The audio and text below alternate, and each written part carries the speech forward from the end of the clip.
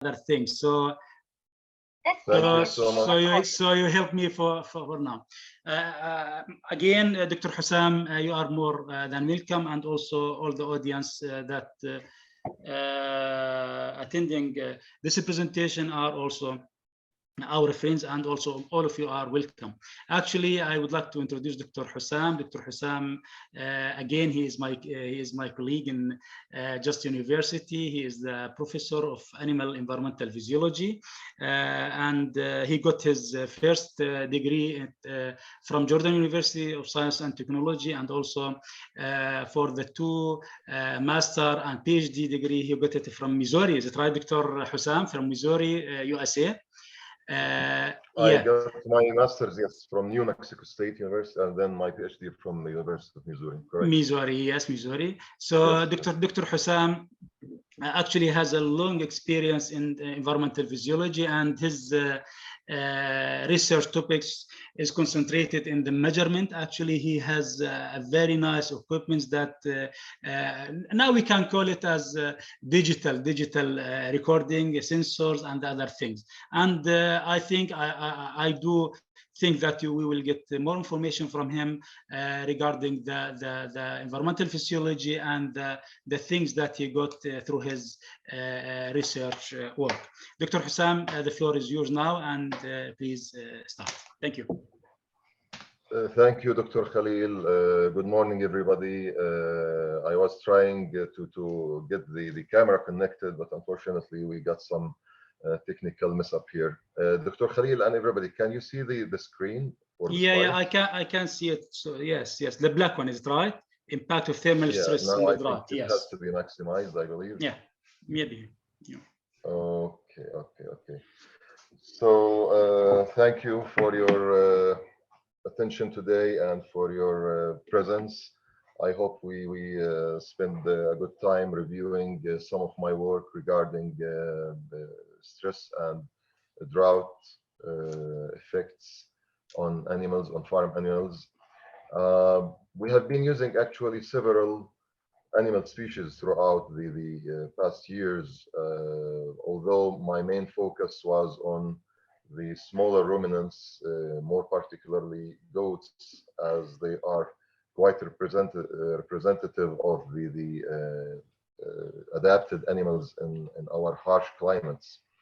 But I will also talk about some other work we have done with other species. As you all know, the reason probably why I'm a little bit lenient with goat as a representative animal species, it has been documented that goats were among the very first animals to be domesticated in the Fertile Crescent region and in the world as a whole, actually. Fortunately, it has been done in the area of Jordan Valley, which lies in the center of the Fertile Crescent region of the old days.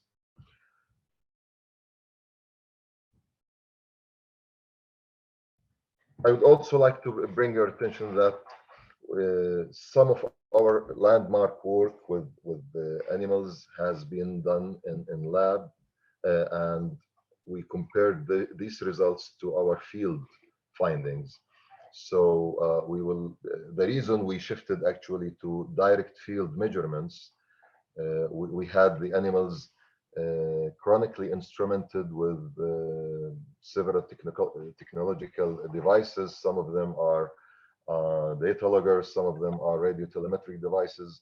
The reason for this focus, this has been a passion of mine since a long time, and I always felt that the results that we get from our lab settings have some shortcomings, and they do not really represent the real picture.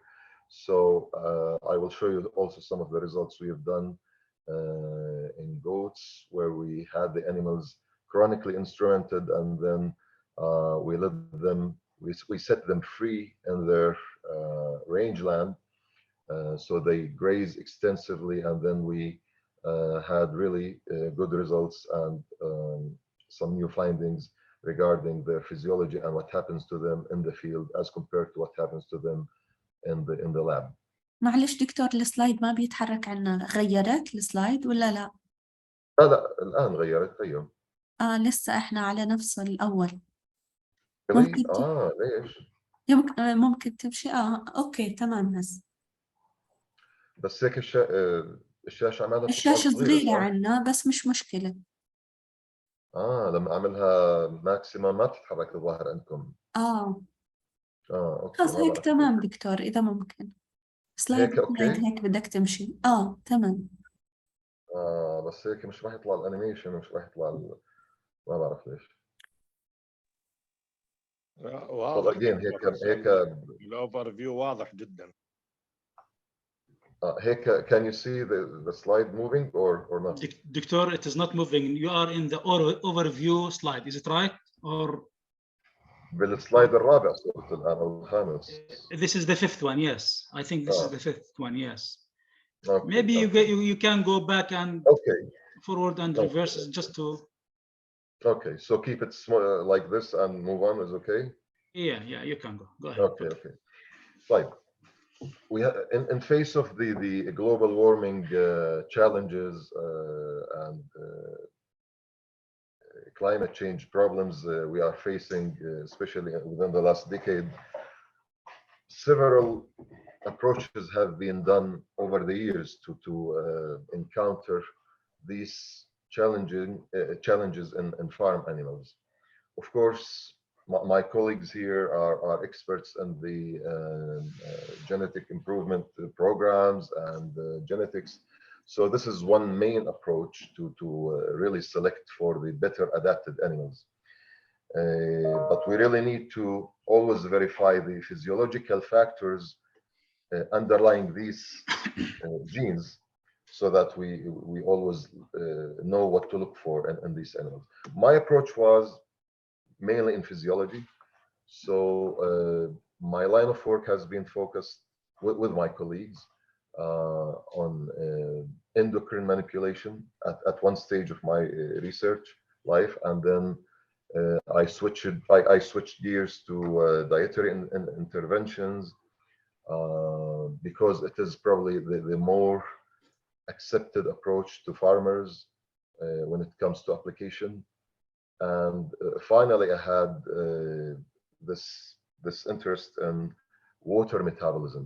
So I will go through these things one by one. We did throughout the research endeavor. I did my research with lab animals. This includes rats, mice, but we also did a lot of work with the poultry. We did some work with sheep, even with the camels. I'll show you some. Did a lot of work with goats, and also I did some work with canines, but I will not be sharing this info probably today, maybe for later. So I hope you can see the slides a little bit better now. So one of the main things we did with endocrine manipulation, we did some work with thyroid manipulation. The thyroid gland is the primary thermogenic gland in the body, especially in mammals and birds. Those two animals, or those two lines of animals, are known to be homeotherms, meaning that they regulate their body temperature within a narrow range of fluctuation despite the wide range of the ambient environmental temperature. The thyroid is considered to be the main thermogenic gland because it actually can raise the thermogenic potential and heat production by nearly 100%, which is double what it is being processed at this time. So what we did back then, we tried to test for the differences between three animal goat species: the Damascus goat and the black Bedouin, in an attempt to verify which animals were more adapted to the cold environments. Okay, so what we did is in order to examine the tolerance to cold, you have to push the animal to its thermoregulatory limits. So what we did was okay, I think I can hear some other voices. Okay, I'll just keep going. What we did is we applied a thyrosuppressant, which is a drug that suppresses the thyroid gland, and we can see which animals will experience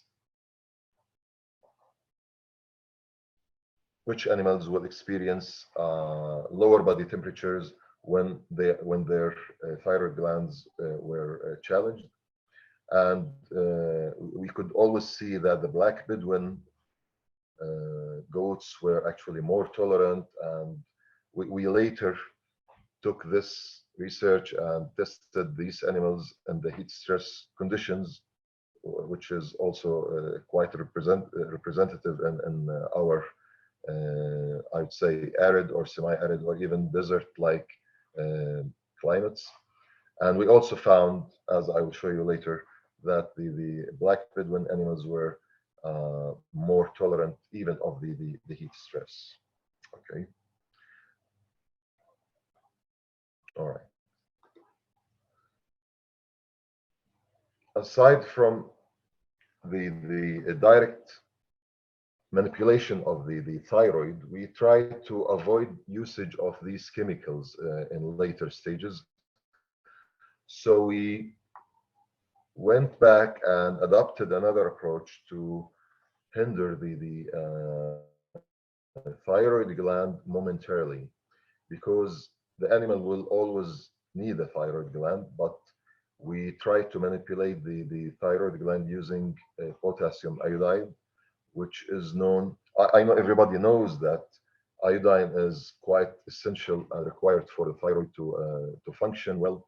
But amazingly, if you actually supplement the animal or even humans, if they get more than sufficient iodine, this extra sufficiency will actually suppress the thyroid itself momentarily on the short term. And this phenomena was actually quite what we needed, because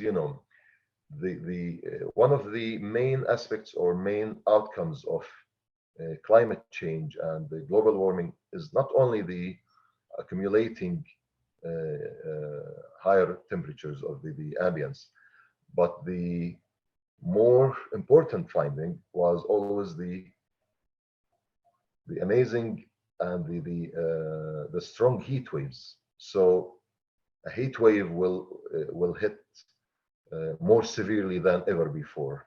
So if we can apply this approach to hinder and suppress the thyroid gland momentarily in conjunction with the heat wave, this is exactly what we want. And then the animal can go back with its normal thyroid function later on after the heat wave has subsided.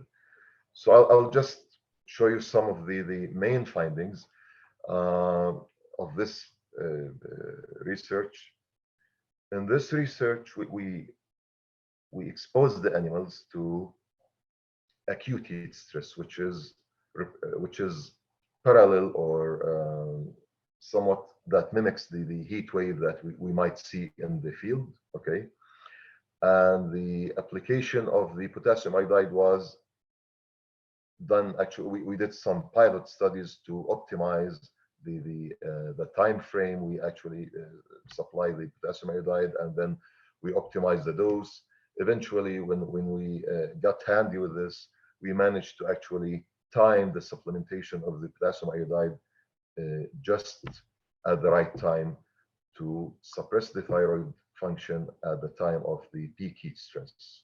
And as you can see, the treated animals with the dashed and dotted lines had less hyperthermic responses to heat stress than the controls, as you can see here. We also had some results from this very study regarding their cardiovascular dynamics and so forth, but I will not be going over this for the sake of time saving. Okay, another approach we tackled through our research was the manipulation and improvement of the microcirculation. The microcirculation entails the peripheral blood supply. Okay, it is essential for the animal to be able to efficiently redistribute blood from the deep splanchnic sites to the peripheral sites. If the animal has some cardiovascular problems and some deficiencies in this ability, this will amazingly compromise its thermoregulatory ability. What we did here, we had a group of hypercholesterolemic animals, and we treated them with an active ingredient known as resveratrol. Just to give you an idea about resveratrol, in the old days, if you go probably for research going back to the early 90s, a lot of research has been almost commercializing the usage of red wine to improve the cardiovascular health, and tons of reports have been actually published with this regard. It turned out later that it's not the red wine per se that does all of this, but it's actually resveratrol, which is the active ingredient that is present in the skin of the red grape and many other fruits, such as blueberry and raspberry. So we use this drug, resveratrol, and treated the hypercholesterolemic state of the animal, and we found that hypercholesterolemic animals were actually less capable of perfusing their peripheries. With the compromised peripheral blood supply, the animal is no longer capable of redistributing its blood efficiently from the deep body sites to the peripheral sites. This will culminate the hyperthermic condition. What we found out, of course, this is probably like an opposite of what someone might expect. We only noticed the improvement during the nighttime of these animals, but this is actually well expected, or was expected by us, and we were happy to find this because these animals are actually nocturnal. We haven't done any work yet with large animals. We were actually almost planning on using this in larger animals and even employing some nanotechnology in this in order to improve the bioavailability of resveratrol to the needed tissue, because in order to apply it in humans or even larger animals, you really need to use great doses of resveratrol. So that's why we thought of using this in the form of nanotechnology, and we are still preparing this work to be done soon. But what we found here that with resveratrol supplementation, we managed to actually to ease off the hyperthermic response noticed in these animals because they are nocturnal animals. As you can see, the resveratrol treated ones had almost comparable body temperature during the nighttime, which is during their peak activity, as compared to the resveratrol free or non-treated animals. Okay, so this is to us was quite promising, I think. Okay, this is one of the studies that we have done with our colleagues, Dr. Raed, Atiyad, Dr. Bilal, Dr. Abdullah, where we compared the field settings with the lab settings. We induced heat stress in the lab, but we also tried to mimic the same protocol that is being faced by these animals in the field. This has actually led us to notice some great findings that, as you can see here, the extensively grazing animals, okay, will start their day actually at a lower body temperature. And then during the peak of the day, thermic response. To have this unique feature, this is actually a very unique feature that has been suggested even in camels that are well known to be desert adapted. This feature is known as heterothermy, in which the animal will expand its body temperature range, even though it is actually under the impact of heat stress most of the time. But to start the day by having a lower body temperature was quite amazing to us. This was indicative of heterothermy, which is a very unique feature noticed in desert adapted archaeodactyls, such as the Arabian oryx, such as the camel, such as some really adapted desert animals like in Africa, like the wildebeest. So this was a great finding that we noticed. And we also noticed that their hyperthermic response was strongly driven by the extent of the hypohydrative state. As you all know, the water is needed for their body temperature regulation because it is needed in the evaporative cooling mechanics. Evaporative cooling can be either respiratory evaporative cooling or can be cutaneous cutaneous evaporative cooling. So we will see later that the manipulation of the hydration state actually magnifies the heat stress response, as we will see in further studies that we have done later on. I would consider this to be one of the most important work we have done back in 2019, where we found that the heterothermic response that we noticed earlier in a previous field study was actually related to some feature noticed at the level of their kidneys. Okay, so in this study, we compared actually three lines of goats. We had the Damascus goat, we had the black Bedouin goat, and we also had the F1 cross. The hybrid or the crossbreed had always surprised us in the field because they performed a little bit better in terms of their thermoregulation.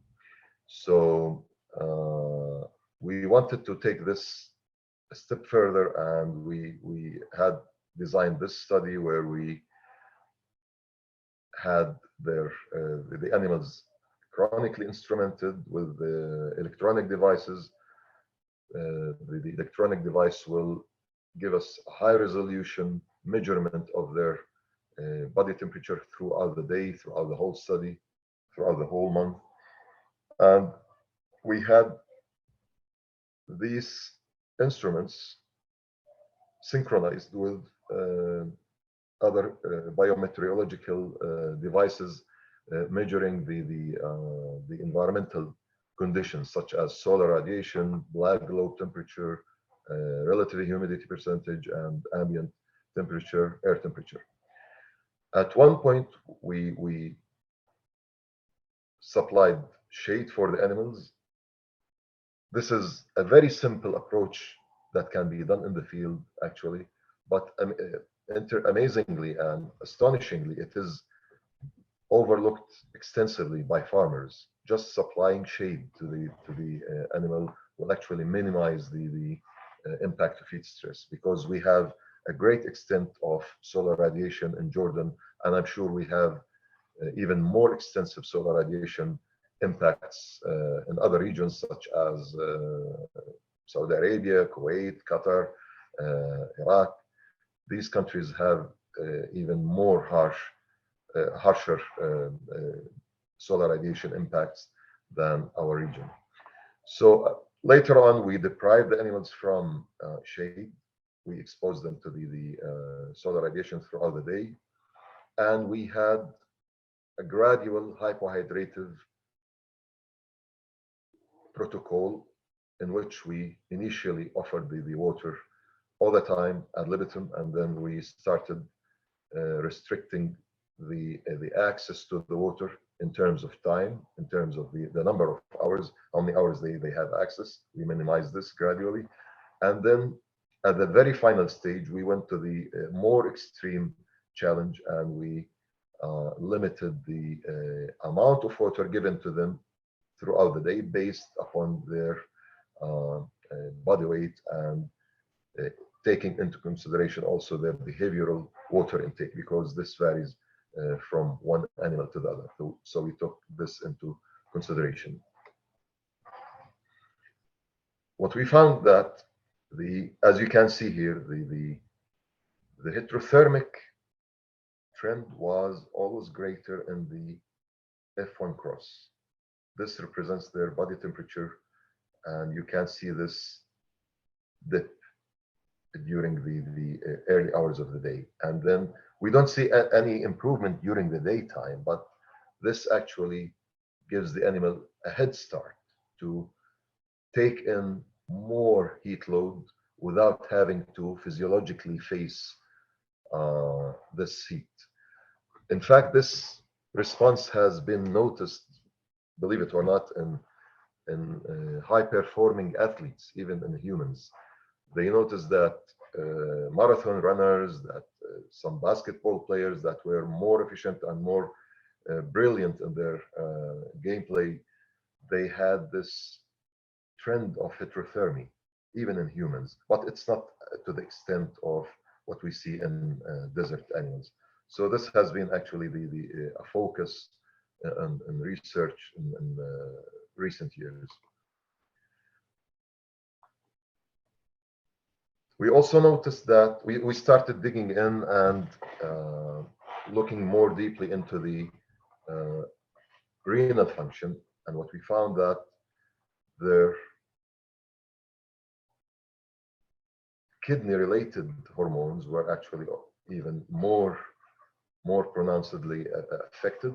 As you can see, the circulating vasopressin. Vasopressin is the antidiuretic hormone.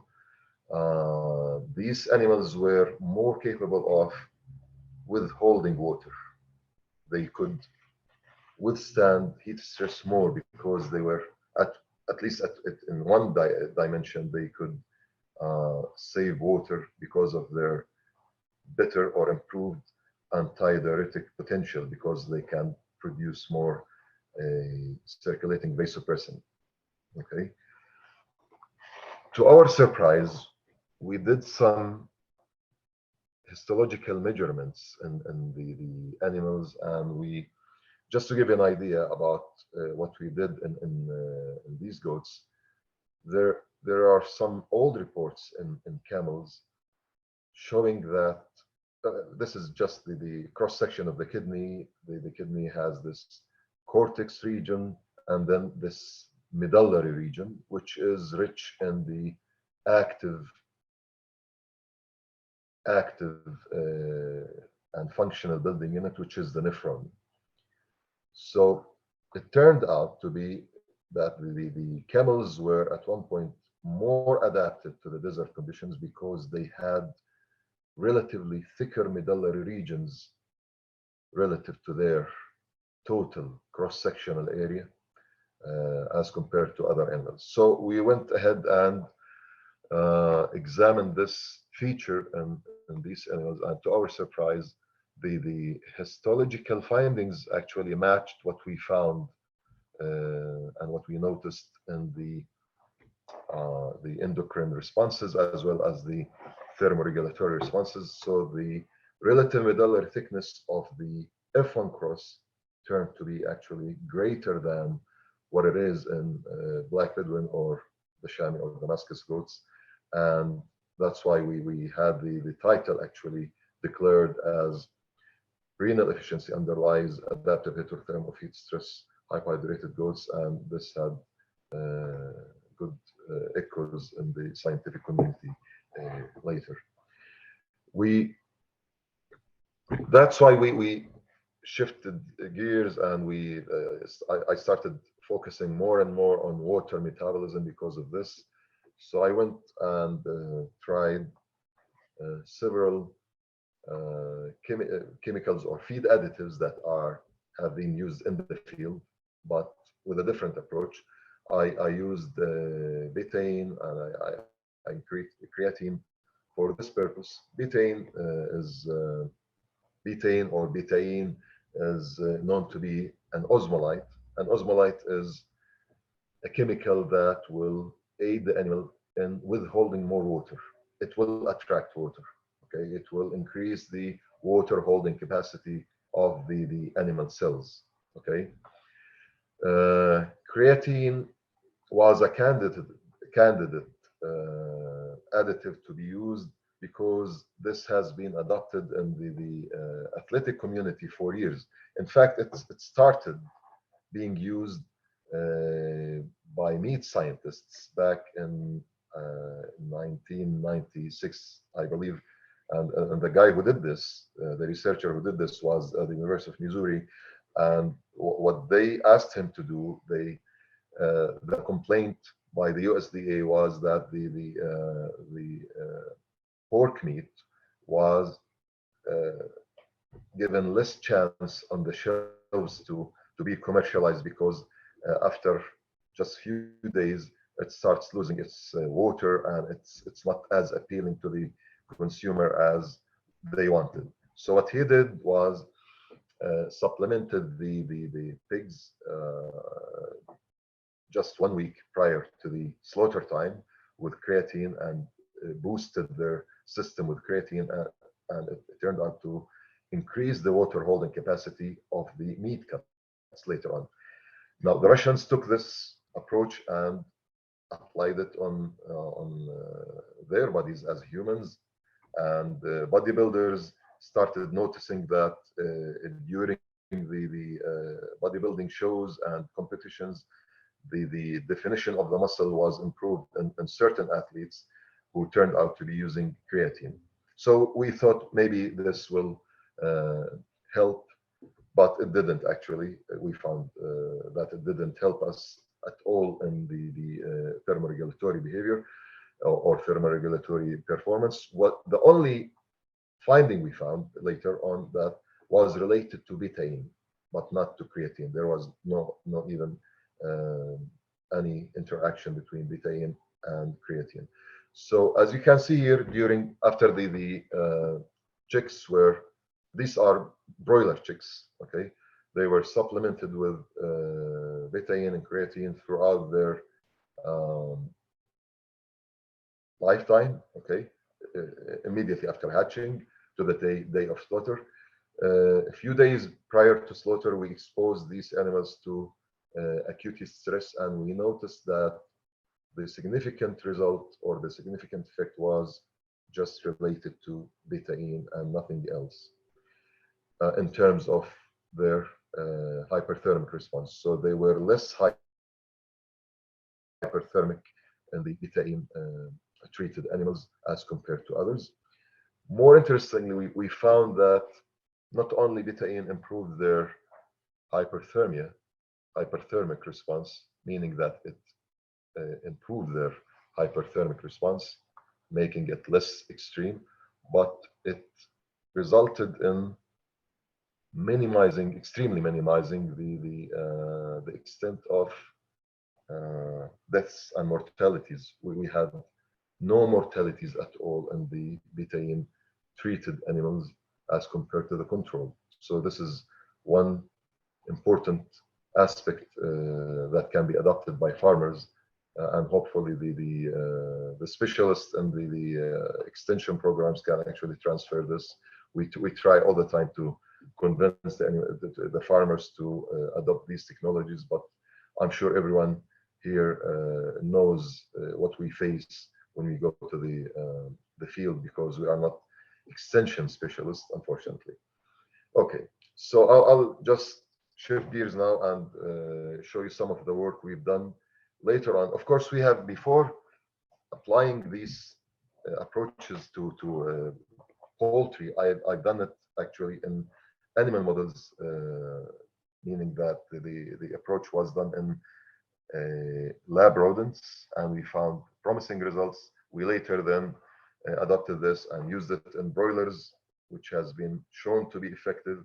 We also took this approach and did it in sheep, okay, at the end of their or actually we fed them the betaine during their fattening period, okay, just to be okay. Can everybody hear me well and see the slides still? Yeah, Doctor, go ahead. Yeah, we see everything. Okay. Just to give you an idea, we had the thermoelectronic devices implanted at different body sites to get an idea about their core body temperature, their peripheral body temperature. We also had the devices implanted at their perirectal region and even the scrotal region, okay. We had the devices synchronized with a station, meteorological station that measures many needed parameters such as ambient temperature, solar radiation, relative humidity, light intensity, wind velocity, and so forth. And out of these parameters, we could actually even extrapolate some more meaningful indices. Of course, the thermal index is a more representative index than just a parameter. For example, if you look at your device today or handheld device or your mobile, and they tell you that the ambient temperature today is maybe 34, but it feels like 40. It feels like this is actually an indication coming from an index, a thermal index, because this is what we care about. That we care more about what we feel rather than just these arbitrary numbers. So that's why I've been focusing a lot on the use of the thermal indices. And every day you hear about a more representative index, but these indices have to be carefully used based upon the region you are in. For example, if you are in a region with high temperature and high solar radiation, you have to use a certain index as compared if you are in a region with drought or maybe low humidity and so forth. So we have to be really careful. We applied a similar approach to what we have seen before almost, but in sheep. Okay, just to jump directly to the results. We noticed a very clear circadian rhythm in their body temperature and their core body temperature related to the environmental drive and to mainly more importantly due to their inner biological clock. This extent was even more pronounced when it comes to their peripheral body temperature. Okay, and this is not surprising to us because the body shell is more exposed to such drive. Out of these measurements, we could actually infer the degree of blood circulation. Okay, based on certain measurements and analyses, we could actually take an idea or give an idea about the extent of blood redistribution in their body. Okay. The more important finding here was that the betaine supplemented lambs were actually were at a more thermal ease or body temperature ease than the controls or the other groups. And we noticed that the extent of peripheral vasodilation was improved, especially at the extremes of the ambient temperatures, something we don't see in the controls or other groups. So to us, this was quite satisfying. We also noticed that this is very important for reproductive physiologists. Probably any reproductive physiologist will know that the scrotal temperature and the testicular temperature have to be always kept at least 2 to 6 degrees below Celsius, below the core body temperature.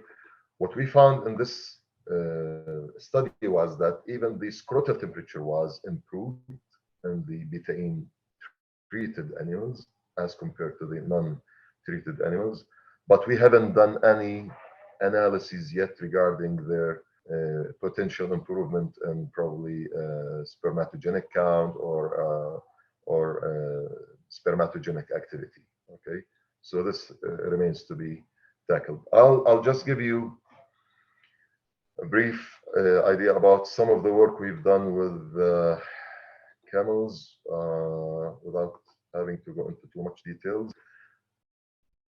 One of the things that we know about camels in the old days, these are some old reports since the 50s, the camel heterothermy, okay, but which means that the camels will have higher body temperature during the peak of the day, and they will have lower body temperature during the very beginning of the day. And so doing, the camel will be subjected to less impact and less thermal gradients from the ambience.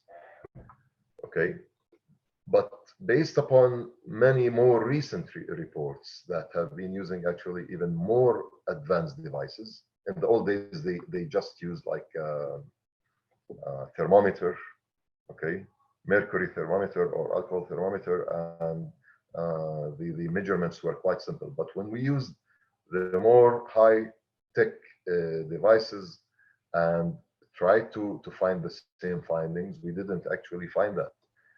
I didn't find it. My colleagues in Saudi Arabia didn't find that.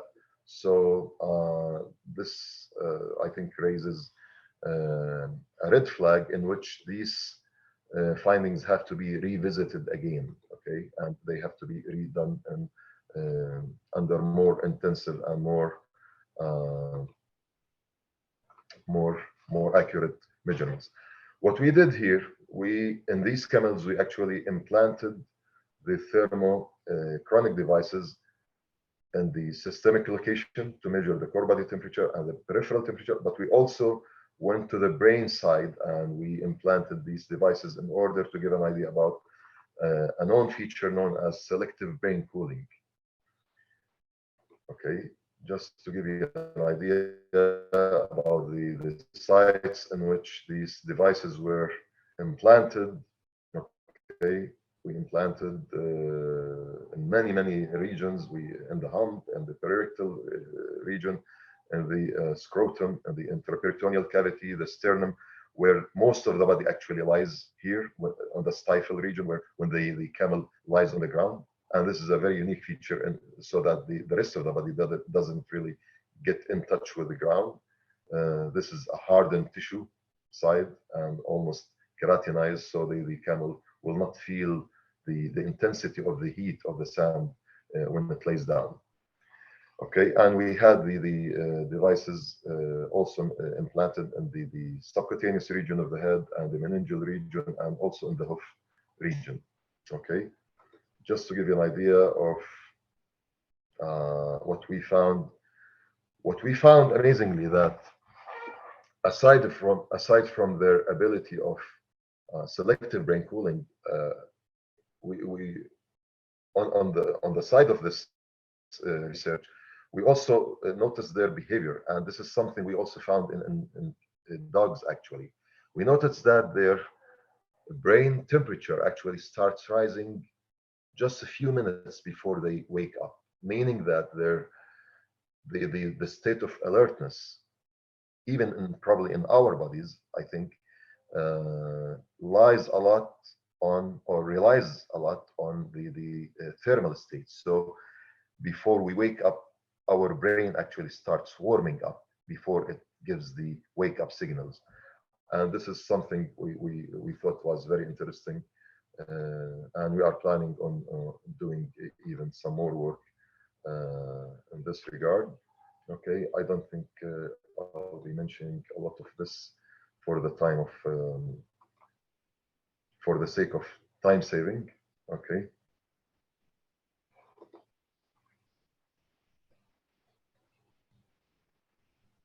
Okay, I'll just give you an idea about the unique findings. We also found that we did some analysis known as thermal hysteresis. This is something you notice in larger animals. Larger animals, larger sized animals, such as cattle, such as camels, have a main challenge in face of the heat stress because of their huge body size. Smaller animals don't have this problem. Okay, so larger sizes in general, even this cube, as you see, will experience something known as thermal hysteresis. So the state of warming up will take this line, okay, and then the cool down phase will take a different line. But if you look at smaller sized animals or smaller sized bodies, they will almost go in a straight line, meaning that these animals will store a lot of body heat. But amazingly, if you look at we did these measurements, and these corroborated the older studies in which they have corroborated the selective brain cooling in artiodactyls, and the same thing happens in these camels. What we found is that their heterothermy entails greater ability to store body heat. Okay, and this helps the camel to consume much less water, consume much less attempts in order to thermoregulate. So when they are water deprived, they will not attempt as much to thermoregulate. This is a phenomenon known as habituation. It's sometimes even more required than adaptation, because an adaptive response is a response, but a habituative response is a hindered response. And it is quite essential for the economy of water in the desert ship, the camel. So I think I'll just briefly stop here, and thank you everybody for your time and your attention and your listening. I'd be happy to answer any questions and share any thoughts with you, or exchange any fruitful thoughts with you. Thank you very much. Thank you, Dr. Hussam. Actually, Dr. Hussam, many thanks again for your informative presentation that give us many information related to the the adaptation process, the heat stress, and the instruments that used by you in your different research projects, and really it's amazing. Now the floor is open for any comment, any question. Anybody, just raise your hand, please. Questions?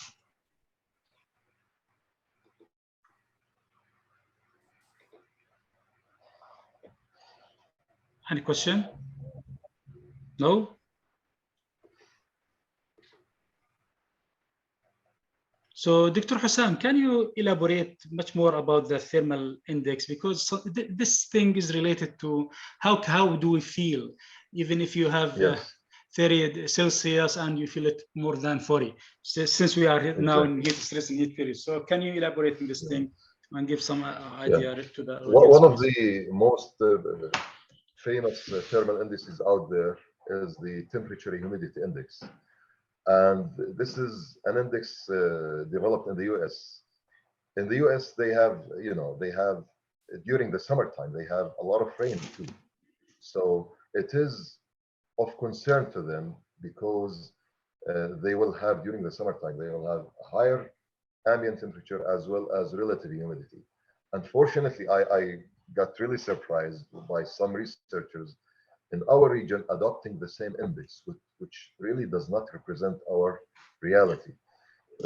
When we did the regression analyses, using the temperature humidity index as compared, for example, with the wet black globe temperature or the environmental stress index. The environmental stress index takes into account the ambient temperature as well as the solar radiation. This is a more successful and more meaningful index to be used, for example, in Jordan, and I believe in arid regions. Another index, the wind chill index. You know, the wind chill index is quite successful during the winter time only, okay, because it takes into account the wind velocity as well as how cold the weather is. So as you all know, you know, when I remember my late grandmother telling me, oh, it's شرقية today, you know, شرقية يعني الرياح شرقية معناته I know it's much colder today than yesterday because of the combination of the wind along with the cold environment. So these are the successful indices, and that's why I've always been telling my fellow researchers to be careful what to adopt in terms of thermal index or indices and what not to include. So you have to be really careful on what to pick based upon the extremes of our local environment. Thank you. Thank you, Dr. Hussam. Again, Dr. Hussam, I don't know if anybody want to ask anything, the floor is open now. But meanwhile, Dr. Hussam, have you ever linked the stress or the ambient temperature or the core temperature or the body temperature with the productivity of the animals? Do you have anything related to those things, whatever milk production in terms of goat, sheep, and the other livestock species or not? I don't know if you have any published paper. Well, I have been mostly focusing on well, when it comes to broilers, we did actually monitor this. Yeah. And I remember we had also shared the master students, Hussam Sayrat, I think, what's his name? Who did this work on B10. Yes. Our student, you know, the B10. Yes, we have it. Yes. Twice. We monitored. I monitored this with Hussam Bani Khalaf, and then you did the same with the Bila. I really didn't find any improvement in nothing. Yes. Meat quality or productivity. But to me, this was enough actually to have eased heat stress and minimized mortality. This was actually a success story by itself, even though they didn't really gain more, but to have less dead animals at the end of the cycle, I think this is quite important. But yeah, I agree with you. I totally agree with you. It would be nice to incorporate the thermoregulatory parameters along with productive parameters altogether. Yeah, also the attractive thing that you also mentioned here, the B10 actually, the B10 effect to scrotal temperature of the sheep. I think you got a very nice results. So all of us know the summer sterility of the rams and the bad effect of the high temperature on the spermatogenesis and, you know, the things that related to things. So maybe it's deserve to go ahead and dig more to see the effect of B10 on the spermatogenesis and the other things in summer. Yeah, actually. I totally agree. Totally agree. And this is something we are planning on doing in the future, inshallah. Inshallah. Questions? Any question? الله يعافيك. أنا المهندس لقاء الهربيد. هلا لقاء، هلا مهندسة، كيف الحال؟ هلا فيك دكتور، الله يسعدك يعطيك العافية. يا هلا بك، تفضلي. أهلا وسهلا. دكتور أنا بدي أسأل عن الكولد ستريس. تفضل. What about in secretal circumference أو in secretal spermatogenesis? تعرفي, we did actually a study in goats prior to this during the cold time. Okay, believe it or not, although most of the textbooks tell you that the scrotal temperature have to be or has to be 2 to 6 degrees below core body temperature all the time. We found something else. We actually found that most of the time it is actually close to the core body temperature, especially when the animals are laying down. Okay, most of the research that you read or the experiments that are done, they have the animals standing in the lab setting, and they would like use external devices, infrared guns or laser devices, and they will just measure the temperature. But what we found was amazingly different. When the animals are laying down, most of the time during the night, their core body temperature is just close to or the scrotal body temperature is no more than 2 degrees lower than their core body temperature. Okay, so it doesn't have to always be lower than that. Now, I know maybe if you are getting at the effect of the cremaster muscle or the tonica dartus, it will have some role when the animal is standing, but when the animal is laying down, it will have no interference whatsoever, I believe. Yes. Doctor, at any ambient temperature, the spermatogenesis is affected negatively. Well, they say when the scrotal temperature or the testicular temperature reaches the core body temperature for a period of 3 or more, I would say 6 or even more than 6 hours per day, then you may start seeing hindrance in spermatogenesis. Now, I'm saying this aside from their the time when they are laying down. When they are standing up and during the peak of the summer time, okay, and the ambient temperature is just as close as their core body temperature, this will actually start hindering their spermatogenic potential. I don't have the exact number of hours, but from my experience, it has to be more than 6 to 8 hours per day for a period of probably 2 weeks or more. Okay. Okay, thank you. Thank you. Welcome. Okay, we have a question here from Hiba Al-Hurani. She asked about the color of the animal, whether it is play a role in heat stress, whether it is dark or light color. Can you elaborate? Yeah, that's a very nice question, actually. Yeah. Along the measurement of the core body temperature, we also took into account the emissivity of the skin. So we also measured, we shaved the skin, and we also measured the skin temperature using infrared heat guns. And I would say there is a slight effect, especially when it comes to the black Bedouin ones. And I would probably bring your attention to a very old and classical study done in the 70s, the title saying why black Bedouin goats are black. Why are black Bedouin goats black? And this helps them actually to minimize the thermal gradient. So to answer your question, we did find some slight differences, but we took into account, altogether the core body temperature status and the blood recirculation capabilities to finally give a more, more generalized approach or more generalized consideration about their thermal status. Okay. In addition to that, maybe the skin color also play an important role in it. Is right, Dr. Hussam, or not? Maybe you can see some